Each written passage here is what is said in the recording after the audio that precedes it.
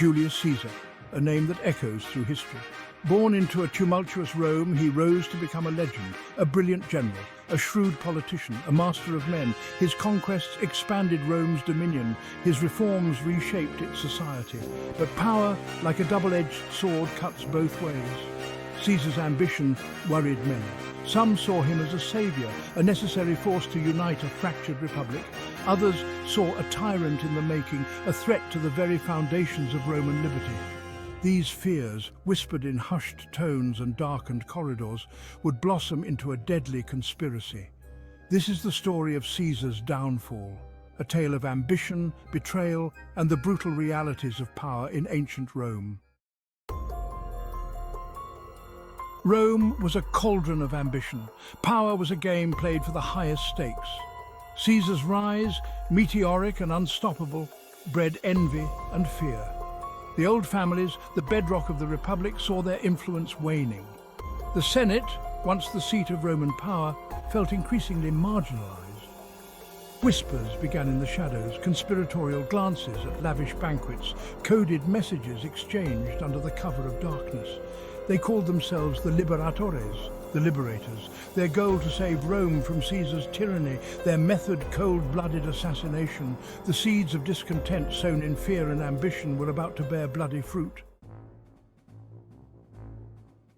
At the heart of the conspiracy stood a group of senators, men of power, influence, and unshakable belief in their cause. Gaius Cassius Longinus, a skilled general and Caesar's bitter rival. The time has come. We must act for the sake of Rome. Marcus Junius Brutus, a respected senator and a close friend of Caesar. I love Caesar, but I love Rome more.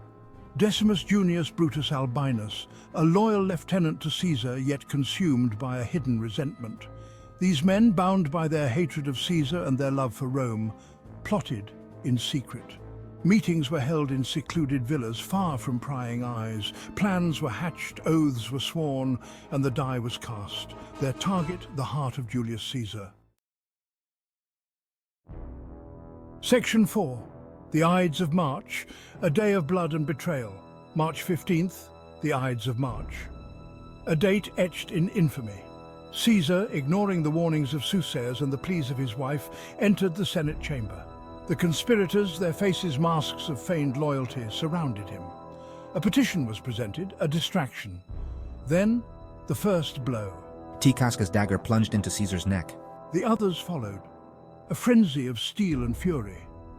Caesar, initially shocked, fought back.